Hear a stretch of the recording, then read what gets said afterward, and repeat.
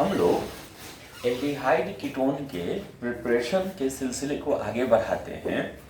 पिछले लेक्चर में हम लोगों ने देखा कि कार्बोक्सिलिक एसिड के वेपर्स को अगर हम लोग हीटेड एल्यूमिना या हीटेड MnO के ऊपर से पास करवा दें तो वह एल्डिहाइड या कीटोन में कन्वर्ट हो जाता है। हम लोग वो रिएक्शन देख रहे थे।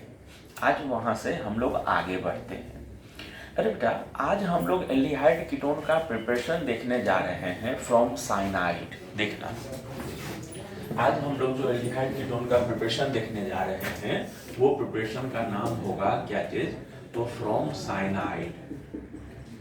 साइनाइड को अगर एल्डिहाइड कीटोन में प्रिपेयर करना है तो दो तरीका हो सकता है। पहला तरीका हो सकता है by use of Grignard reagent.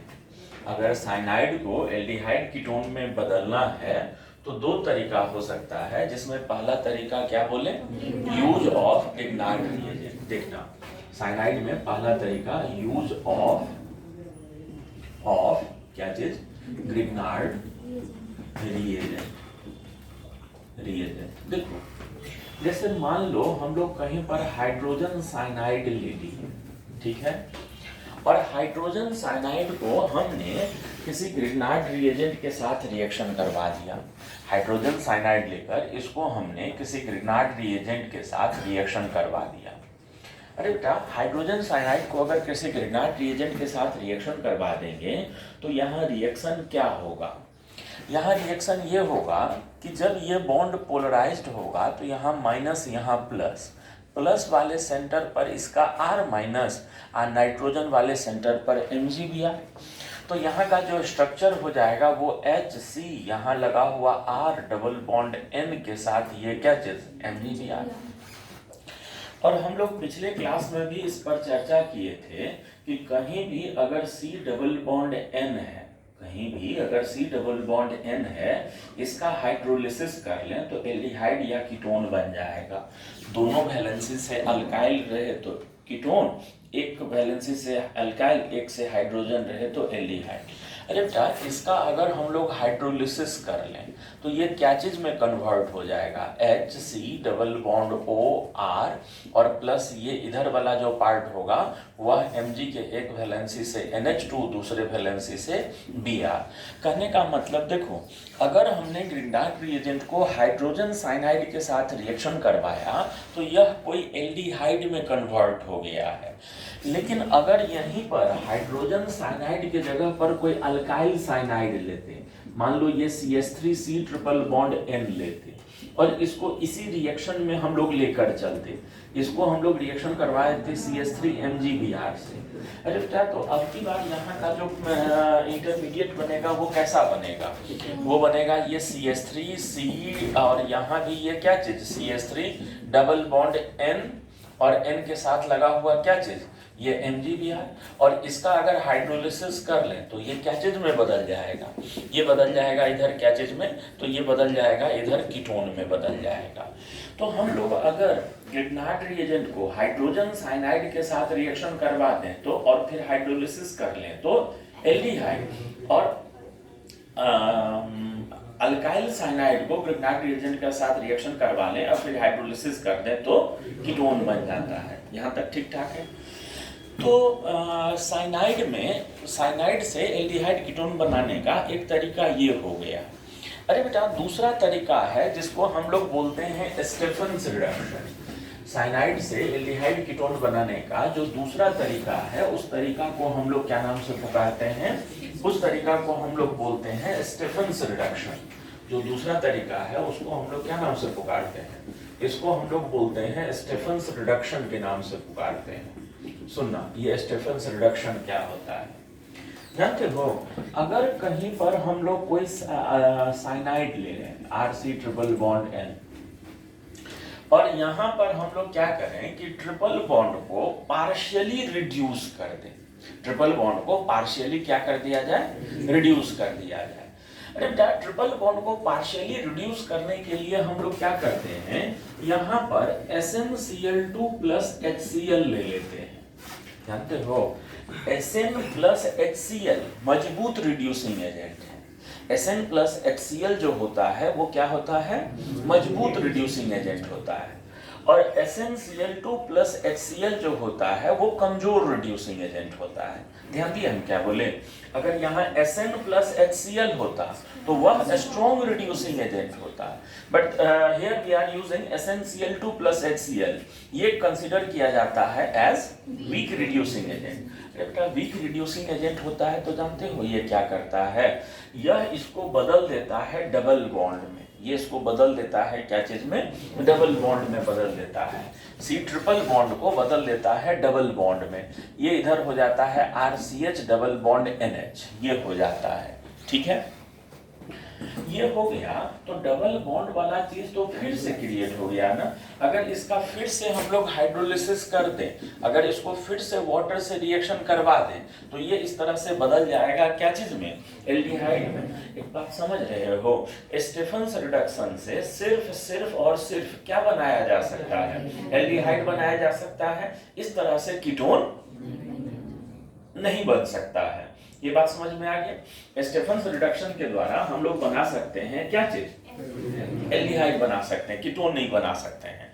अच्छा एक चीज सुन, यहाँ पर SnCl2 प्लस HCl का रोल क्या था, अगर हम आपसे पूछें कि SnCl2 प्लस HCl का फंक्शन क्या है तो क्या बोलोगे, पार्शियल रिड्यूसिंग एजेंट के जैसा। जानते हो बेटा, जब तक ये नाम हम लोग लेंगे स्टेफेंस रिडक्शन तब तक रीएजेंट यही रखना है, क्योंकि इस नाम वाले साइंटिस्ट ने यही रीएजेंट के साथ अपना पेटेंट करवाया है, तो फिर नाम वही बोलेंगे। लेकिन जहां तक बात है कि किसी दूसरे रिड्यूसिंग एजेंट से ये चीज अचीव किया जा सकता है तो क्यों नहीं, यहाँ पर मात्र एक ही चीज है ना, हमको कमजोर रिड्यूसिंग एजेंट चाहिए। कमजोर रिड्यूसिंग एजेंट के रूप में बहुत सारा रिड्यूसिंग एजेंट यूज किया जा सकता है। जानते हो एक रिड्यूसिंग एजेंट होता है di isobutyl DIBAL aluminium hydride, DIBAL H, di isobutyl aluminium hydride, ठीक है। Di isobutyl aluminium hydride, aluminium का वैलेंसी कितना, 3, 2 वैलेंसी से आइसोब्यूटाइल ग्रुप रहने दो, 2 वैलेंसी से क्या लगा दिए हैं, तो डाई आइसोब्यूटाइल, और अल्युमिनियम के 1 वैलेंसी से हाइड्रोजन रखने दे, अल्युमिनियम का वैलेंसी 3 है ना, तो 2 वैलेंसी से क्या रहने दो, आइसोब्यूटाइल, और 1 वैलेंसी से क्या रहने दो, तो ये एक कमजोर रिड्यूसिंग एजेंट है, ये यहाँ काम कर सकता है। अगर लेकिन ये अगर यहाँ यूज कर लेंगे तो फिर रिएक्शन का नाम स्टेफेंस रिडक्शन नहीं रहेगा, लेकिन रिएक्टेंट यही प्रोडक्ट यही बना करेगा। डाइबल H के जगह पर और भी रिड्यूसिंग एजेंट यूज हो सकते हैं, जैसे सोडियम अल्युमिनियम हाइड्राइड, जैसे sodium aluminium hydride, lithium aluminium hydride ना मजबूत reducing agent, sodium aluminium hydride उतना मजबूत रिड्यूसिंग एजेंट, तो ये भी यहाँ काम कर सकता है। और भी 1-2 रिड्यूसिंग एजेंट है जो यहाँ काम कर सकता है, ट्राइब्यूटाइल टिन हाइड्राइड, वो भी यहाँ पर बढ़िया फंक्शन कर जाएगा। तो कमजोर रिड्यूसिंग एजेंट लेकर भी ये कर सकते हैं, लेकिन जब जब स्टेफेंस नाम हम लोग पुकारेंगे तब तब फिर यही लिखना पड़ेगा। हम लोग आगे बढ़ते हैं इससे। जानते हो अगला जो मेथड ऑफ प्रिपरेशन हम चर्चा करने जा रहे हैं वो होगा फ्रॉम एसिड हैलाइड। अगला जो रिड्यूसिंग एजेंट हम चर्चा करने जा रहे हैं वो होगा क्या चीज, फ्रॉम एसिड हैलाइड। ध्यान देना, from acid halide, from acid halide. ध्यान देना बेटा सब लोग सुनो। आपको पता है कि हम लोगों को ऑर्गेनिक केमिस्ट्री में जितने फंक्शनल ग्रुप्स के बारे में पढ़ना है उनमें ऑक्सीडेशन का एक सीक्वेंस होता है, और एल्डिहाइड कीटोन के ऊपर में कौन होगा, एसिड और उनके डेरिवेटिव। एल्डिहाइड कीटोन के ऊपर में कौन होता है, एसिड और उनके डेरिवेटिव होते हैं। जैसे मान लो ये एसिड है, ये मान लो यहाँ पर कोई ईस्टर हमने ले लिया है, ईस्टर हमने ले लिया है, यहाँ पर हमने कोई एमाइड ले लिया है, और यहाँ हमने कोई एसिड हैलाइड ले लिया है, ठीक है। हम लोगों का प्रयास है, खूब ध्यान से डिस्कशन सुनना, बिना छटपट किए हुए, दिमाग एकदम स्थिर रखते हुए। हम लोगों का प्रयास है कि इनको रिड्यूस करके, इन लोगों को रिड्यूस करके क्या चीज में बदल लें, तो एल्डिहाइड कीटोन में बदल लें। ठीक है। अरे बेटा एक बात देख, ये जितने भी कार्बोनाइल सेंटर है ना, 3 को अंडरलाइन किए हैं, इसको अभी चर्चा से बाहर रख रहे हैं, अभी इन्हीं तीनों का चर्चा कर रहे हैं। जिन तीनों को हमने अंडरलाइन किया है अभी उन्हीं तीनों का चर्चा कर रहे हैं, ये अभी बाहर है डिस्कशन से। हमारे सामने जो 3 कार्बोनाइल वाले सेंटर जिनको हमने अंडरलाइन किया है, इनके कार्बोनाइल सेंटर बहुत कम रिएक्टिव हैं। इनके जो कार्बोनाइल सेंटर हैं वो क्या है, कम रिएक्टिव हैं। सर ऐसा क्यों बोल रहे हैं? ऐसा इसलिए बोल रहे हैं कि जब जब यहाँ पर बॉन्ड ऊपर की तरफ शिफ्ट होगा, यहाँ माइनस और यहाँ कैसा चार्ज डेवलप हो जाएगा, प्लस। लेकिन वो प्लस वहां पर एग्जिस्ट करे उसके पहले ये लोन पेयर लेकर तैयार है कि भाई लोन पेयर ले ले, अपना प्लस खत्म कर दे। बात समझ में आया? इनके कार्बोनाइल्स ये यहाँ यहाँ यहाँ, इनफैक्ट एनहाइड्राइड में भी, इनफैक्ट अगर हम लोग चर्चा करें तो एनहाइड्राइड में भी यही कंडीशन है। हर जगह पर ऑक्सीजन या नाइट्रोजन अपना लोन पेयर लेकर उस कार्बोनाइल के प्लस को खत्म करने के लिए क्या है, तैयार है। तो कहने का मतलब यहां पर एक बात समझ में आ रहा है कि यहां पर नेट जो इस कार्बन पर पॉजिटिव चार्ज है वह बहुत कम होगा, क्योंकि क्षण भर के लिए डेवलप हुआ फिर खत्म हो गया। तो एवरेज हम निकालेंगे तो बहुत छोटा चार्ज, बहुत कम चार्ज आएगा वहां पर। ठीक। अगर हम लोग यहां पर कोई कमजोर रिड्यूसिंग एजेंट ले लिए हैं, माने ऐसा एजेंट ले लिए हैं जिसका H- आयन बहुत कम रिएक्टिव है, तो कम रिएक्टिव वालों का तो इसने बात ही नहीं सुना। क्यों? क्योंकि वहां पर चार्ज ही बहुत कम है। हमको ऐसा रिड्यूसिंग एजेंट लेना पड़ेगा जिसके द्वारा दिया गया H- आयन क्या हो, बहुत ज्यादा रिएक्टिव हो, तभी वो उसका रिएक्शन करेगा, तभी वो उसका बात सुनेगा। तो उसके लिए हमने यहाँ पर लिथियम अल्युमिनियम हाइड्राइड जैसा मजबूत रिड्यूसिंग एजेंट ले लिया। अरे बेटा जब हम यहाँ पर लिथियम अल्युमिनियम हाइड्राइड जैसा मजबूत रिड्यूसिंग एजेंट ले लेंगे तो क्या होगा, ये H- गया, ये बॉन्ड ऊपर खुला, जब बॉन्ड वापस आया तो ये यहाँ से रिप्लेस हो गया।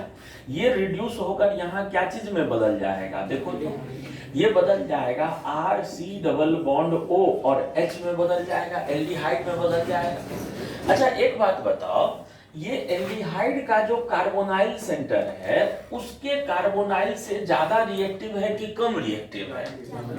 ज्यादा रिएक्टिव है। तो ये अगर इसको नहीं छोड़ रहा था, कम रिएक्टिव पर रिएक्ट कर जा रहा था, तो क्या ये इसको छोड़ देगा? तो होता क्या है, यही कारण है कि लिथियम अल्युमिनियम हाइड्राइड जैसा मजबूत कमजोर रिड्यूसिंग एजेंट का ये बात ही नहीं सुनता है। और मजबूत रिड्यूसिंग एजेंट ले लेने पर एसिड न सिर्फ एल्डिहाइड में बल्कि ये नीचे तक कन्वर्ट हो जाता है क्या चीज में, अल्कोहल। यही कारण है कि इन लोगों में से किसी का रिडक्शन करके एल्डिहाइड नहीं बनाया जा सकता है। यही कारण है कि कार्बोक्सिलिक एसिड या उनके डेरिवेटिव का रिडक्शन करके एल्डिहाइड नहीं बन पाता है, क्योंकि कमजोर रिड्यूसिंग एजेंट का वो लोग बात नहीं मानता है और मजबूत रिड्यूसिंग एजेंट लगाने पर डायरेक्टली कन्वर्ट हो जाता है क्या चीज में, अल्कोहल में कन्वर्ट हो जाता है। ठीक है। थोड़ा सा एसिड हैलाइड को अब डिस्कशन में लाओ, थोड़ा सा अब डिस्कशन में हम लोग इंक्लूड करने जा रहे हैं क्या चीज को, तो एसिड हैलाइड को अपने डिस्कशन में लाने जा रहे हैं। अरे बेटा यहाँ पर एसिड हैलाइड के कार्बोनाइल सेंटर के बारे में सोच। एसिड हैलाइड में ये बॉन्ड ऊपर खुला, इस कार्बन पर प्लस डेवलप हुआ। इस कार्बन पर प्लस डेवलप होने के बाद हैलोजन ने दिखावा के लिए अपना लोन पेयर तो दिया उसको, लेकिन हम लोग हैलोजन का बिहेवियर जानते हैं। यह इंडक्टिव इफेक्ट में जितना इलेक्ट्रॉन देगा उससे ज्यादा विड्रॉ कर लेगा क्या चीज के द्वारा, इंडक्टिव इफेक्ट के द्वारा। तो इसके केस में यहाँ पर ओवरऑल चार्ज डेंसिटी बढ़ा हुआ है कि घटा हुआ है, बढ़ा हुआ। अरे बेटा ये कमजोर रिड्यूसिंग एजेंट का बात सुनेगा कि नहीं सुनेगा? सुनेगा। कमजोर रिड्यूसिंग एजेंट के द्वारा रिड्यूस हो जाएगा। तो यहाँ पर हम लोग इतना कमजोर रिड्यूसिंग एजेंट ले लेते हैं जो एसिड हैलाइड को एल्डिहाइड तक तो रिड्यूस कर दे, लेकिन एल्डिहाइड को फिर आगे फर्दर रिड्यूस करने में कैपेबल ना हो। बात समझे? ये बात समझ गए थे कि यहाँ पर क्या हम यूज करने जा रहे हैं? तो खाली एसिड हैलाइड का ही रिडक्शन करके एल्डिहाइड बनाया जा सकता है, ये बात समझ में आ रहा है? सिर्फ और सिर्फ एसिड हैलाइड से के द्वारा ही एल्डिहाइड क्यों बनता है रिडक्शन के में, ये बात समझ में आ गया है सभी लोगों को? पक्का पक्का पक्का। आगे बढ़े तो आगे बढ़ा जाए। देखिएगा बेटा एसिड हैलाइड में जो हम लोग पहला रिएक्शन चर्चा करने चल रहे हैं, इस रिएक्शन को बोलते हैं रोजन-मुंड रिडक्शन। जो रिएक्शन अभी चर्चा करने चल रहे हैं इसको हम लोग क्या नाम से पुकारते हैं? फ्रॉम एसिड हैलाइड में पहला रिएक्शन जो हम चर्चा करने जा रहे हैं इसको हम लोग बोलते हैं रोजन-मुंड रिडक्शन बोलते हैं। यह रोजन-मुंड रिडक्शन क्या होता है वो सुनना। रोजन-मुंड रिडक्शन होता है क्या है जानते हो? जब एसिड हैलाइड का हम लोग रिडक्शन कर देते हैं लिंडलर्स कैटलिस्ट के द्वारा, एसिड हैलाइड का रिडक्शन कर देते हैं क्या चीज के द्वारा? लिंडलर्स कैटलिस्ट के द्वारा। अरे बेटा लिंडलर्स कैटलिस्ट आप लोगों को पता है, हम लोग बोलते हैं PD प्लस BaSO4 या PD प्लस CaCO3 को, PD प्लस CaCO3 को, इन लोगों को प्लेटिनम हो और BaSO4 या CaCO3 के द्वारा पॉइजन्ड किया हुआ हो, इन्हीं को हम लोग बोलते हैं क्या चीज?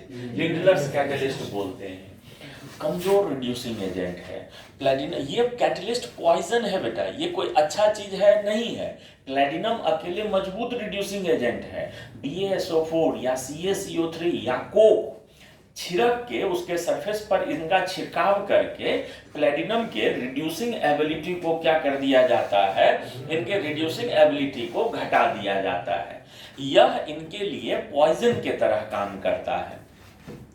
तो अगर हम लोग कहीं पर एसिड हैलाइड ले लें और इस एसिड हैलाइड का रिडक्शन कर दें, क्या चीज के द्वारा रिडक्शन कर दें? इनका रिडक्शन कर दें PD plus BaSO4 Lindlar's catalyst के द्वारा, PD प्लस BaSO4 के द्वारा रिडक्शन कर दें, तो ये कमजोर रिड्यूसिंग एजेंट होने के कारण इनका रिडक्शन करके इनको बदल देता है क्या चीज में? इनको बदल देता है एल्डिहाइड में बदल देता है। ठीक है, इस रिएक्शन को हम लोग नाम देते हैं क्या चीज? रोजन-मुंड रिडक्शन बोलते हैं। अरे बेटा यहाँ भी वही बात हमको कहना है। क्या बात कहना है कि यहाँ महत्व है कमजोर रिड्यूसिंग एजेंट का।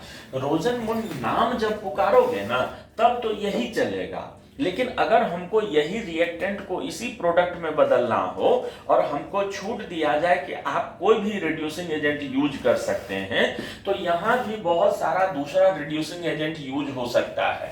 जैसे एक रिड्यूसिंग एजेंट जो यहाँ यूज हो सकता है वो हो सकता है tri tertiary butoxy lithium aluminium hydride. क्या बोले? ट्राई टर्शियरी क्या चीज? ब्यूटॉक्सी लिथियम एल्युमिनियम हाइड्राइड, एक ही रहेगा H। देखो LiAlH4 होता था, तो 4 हाइड्रोजन में से 3 को रिप्लेस कर दिया गया है टर्शियरी ब्यूटॉक्सी के द्वारा। ध्यान दिए हम क्या बोले? यहाँ 4 हाइड्रोजन होता था ना, उसमें से 3 को रिप्लेस कर दिया गया है क्या चीज के द्वारा?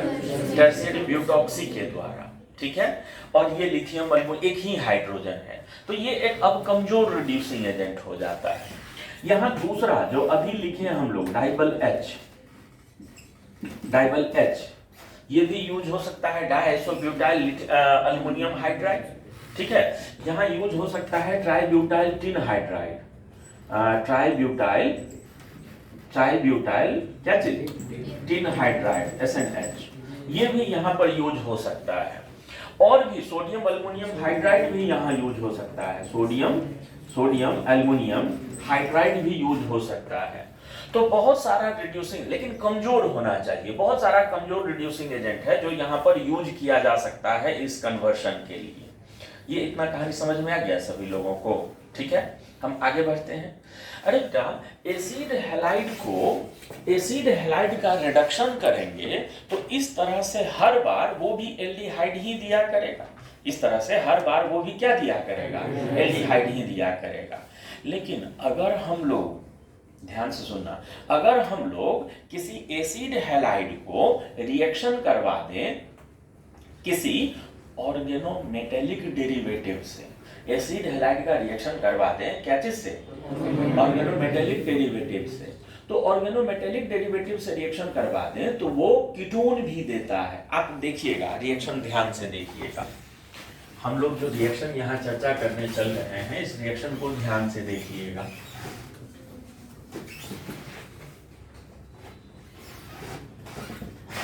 देखो, जैसे मान लो, खूब ध्यान से सुनना, जैसे मान लो हमने कोई एसिड हैलाइड लिया हुआ है, ठीक है बेटा, और इसको हमने रिएक्शन करवा दिया है बहुत मजबूत R माइनस आयन देने वाले, बहुत रिएक्टिव R माइनस आयन देने वाले ऑर्गेनोमेटेलिक कंपाउंड से, जैसे RLi या RLi ले लेते हैं, या ग्रिग्नार्ड रिएजेंट, इसका रिएक्शन करवा दिए ग्रिग्नार्ड रिएजेंट के साथ, RMgX के साथ। तो यहाँ क्या होगा बेटा? देख, तो यहाँ होगा ये कि ये जाकर यहाँ अटैक करेगा R माइनस, ये बॉन्ड ऊपर खुलेगा, और जब वो बॉन्ड वापस आएगा तो क्लोरीन रिप्लेस हो जाएगा, ये बदल जाएगा क्या चीज में? RC double bond OR।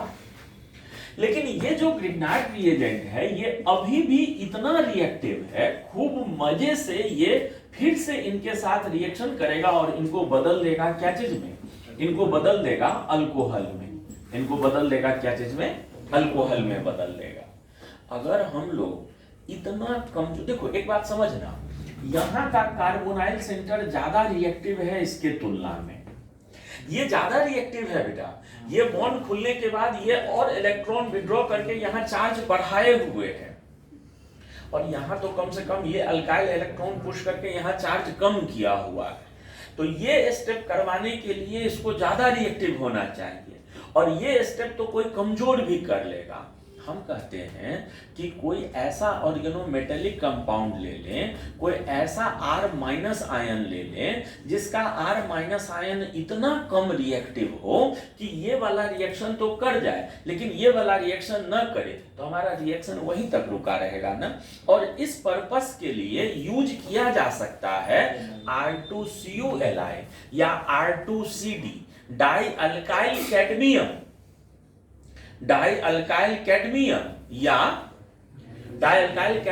या R2CuLi, डाई अल्काइल लिथियम क्यूप्रेट, ये इस काम के लिए यूज किया जा सकता है। कहने का मतलब, अगर हम लोग कोई एसिड हैलाइड ले लें, अगर हम लोग क्या ले लें? कोई एसिड हैलाइड ले लें और इसको रिएक्शन करवा दें R2CD के साथ या R2CuLi के साथ, डाइअल्काइल कैडमियम या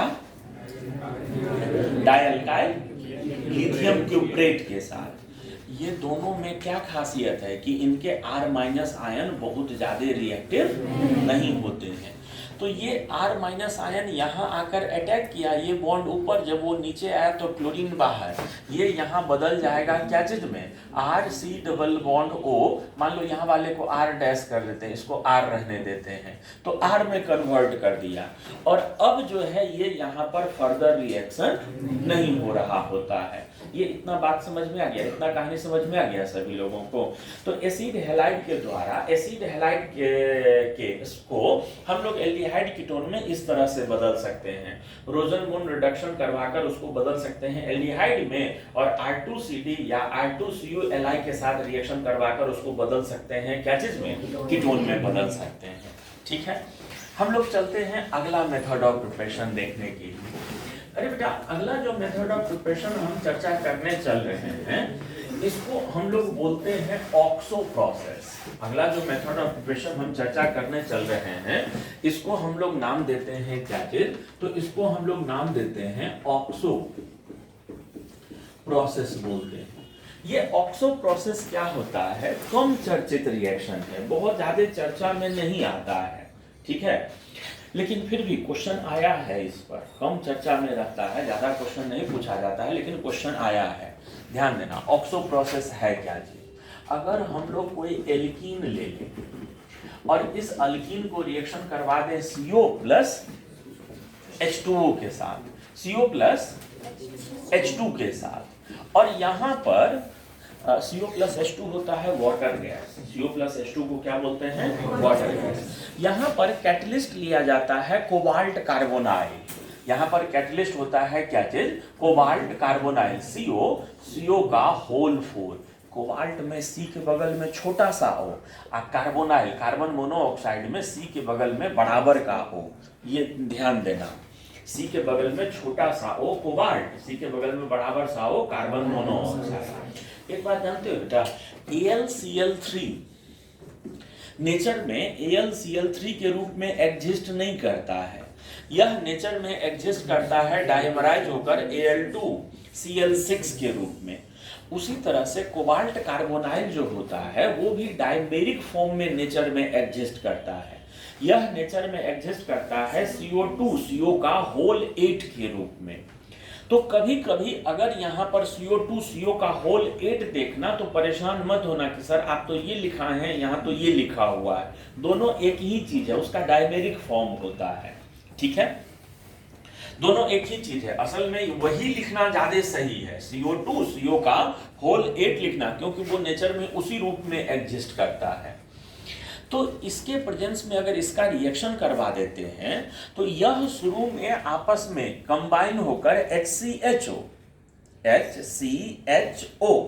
और एक कार्बन पर H एक पर CHO, और वो रैंडम होता है, किसी पर H किसी पर CHO हो जाता है।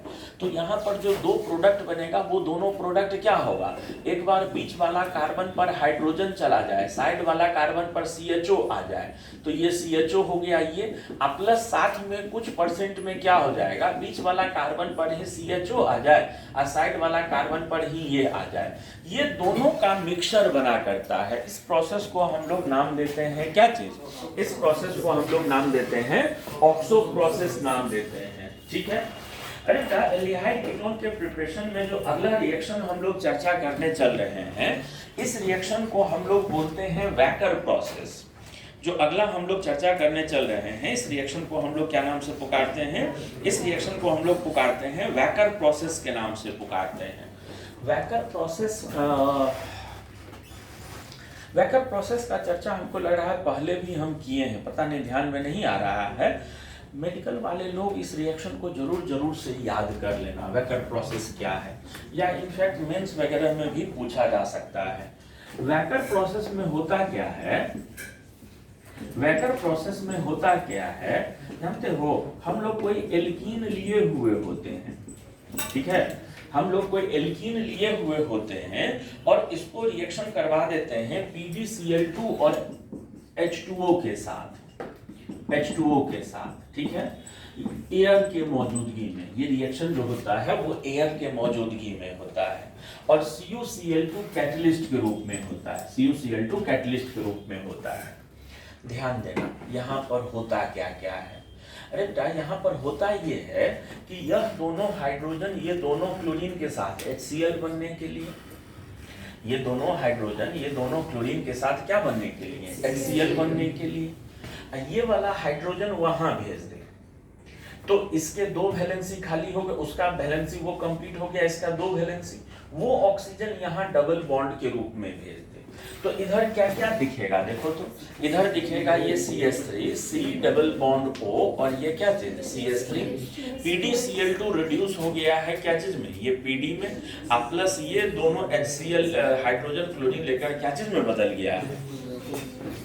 इस रिएक्शन को हम लोग नाम देते हैं क्या चीज, इस रिएक्शन को हम लोग नाम देते हैं वैकर प्रोसेस के नाम से जानते हैं, ठीक है। जानते हो बेटा, एक रिएक्शन अगला जो होता है फ्रॉम जेमिनल डाइहैलाइड, आसान सा रिएक्शन है, इसको भी हम लोग देख लेते हैं। देखना, अगला जो मेथड ऑफ प्रिपरेशन हम चर्चा करने चल रहे हैं, इसका नाम होगा क्या चीज, फ्रॉम जेमिनल डाइहैलाइड। अगला है फ्रॉम जेमिनल डाइहैलाइड। जेमिनल डाइहैलाइड कहते किसको है, याद है? अगर कहीं पर एक ही कार्बन पर दो हैलोजन हो, इन्हीं को ना जेमिनल डाइहैलाइड बोलते थे। अरे बेटा कोई जेमिनल डाइहैलाइड ले लो और इसको रिएक्शन करवा दो क्या चीज के साथ, तो एक्वस अल्कली के साथ। एक्वस अल्कली का काम क्या है, हैलोजन हटाओ OH लगाओ। यहाँ पर 2 मोल रिएक्शन करेगा और 2 मोल रिएक्शन करके इसको बदल देगा क्या चीज में, इसको बदल देगा 2 OH में। और एक कार्बन पर एक से ज्यादा OH स्टेबल नहीं होता है, ये क्या करेगा, ये वाटर मॉलिक्यूल रिमूव करके ये OH ये H निकल जाएगा, वो बॉन्ड भी इसी ऑक्सीजन के साथ डबल बॉन्ड के रूप में। तो इधर का प्रोडक्ट क्या हो जाएगा बोलो, CH3C डबल बॉन्ड OH, इस तरह के चीज में बदल जाएगा। ठीक है, तो ये था फ्रॉम जेमिनल। अगला एक रिएक्शन होता है जिसको हम लोग बोलते हैं नेफ कार्बोनाइल सिंथेसिस। अगला एक होता है जिसको हम लोग क्या बोलते हैं, नेफ कार्बोनाइल सिंथेसिस होता है। ठीक है, हालांकि नेफ कार्बोनाइल सिंथेसिस के बारे में चर्चा करने चल रहे हैं।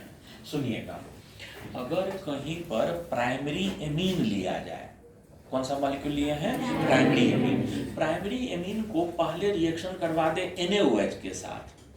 एक बर्तन में प्राइमरी एमीन ले लो और उसको पहले, नहीं गलत बोल रहे हैं, नाइट्रोएल्केन, प्राइमरी एमीन नहीं, नाइट्रोएल्केन। कहीं पर पहले से एक बर्तन में नाइट्रोएल्केन ले लो और उसमें पहले NaOH और फिर बाद में एक्वस H2SO4 मिला दो, पानी में घोलकर एसिड मिला दो, वह एल्डिहाइड में कन्वर्ट हो जाता है। वह कन्वर्ट हो जाता है क्या चीज में, एल्डिहाइड में कन्वर्ट हो जाता है। देखिएगा, हमने नेफ कार्बोनाइल सिंथेसिस में क्या बोला, ये ध्यान रहा, पहले नाइट्रोएल्केन ले लेते हैं और उसको अब फिर H2SO4 मिला देते हैं, तो वो भी बदल जाता है क्या चीज में, एल्डिहाइड में। अरे बेटा यहाँ होने वाला रिएक्शन कैसे होता है गौर करना। जैसे मान ले ये हमने कोई नाइट्रोएल्केन ले लिया है, एक चीज हिदायत है, नाइट्रोएल्केन ऐसा होना चाहिए जो कि नाइट्रो ग्रुप ऐसा होना चाहिए जो प्राइमरी कार्बन से लगा रहे। यहाँ 2 हाइड्रोजन होना जरूरी है। अगर हम लोगों को कोई नाइट्रोएल्केन ऐसा दे दिया है, ये नाइट्रोएल्केन दे दिया है, तो फिर ये नाइट्रोएल्केन इस रिएक्शन में पार्टिसिपेट नहीं करेगा। नाइट्रोएल्केन ऐसा होना चाहिए जिसमें जिस कार्बन पर NO2 लगा है वो प्राइमरी। अरे बेटा नाइट्रो ग्रुप के बगल वाला कार्बन हल्का सा क्या हो जाता है, एसिडिक। नाइट्रो ग्रुप के बगल वाला कार्बन हल्का सा एसिडिक होता है, हाइड्रोजन उसके हल्का सा एसिडिक होते हैं।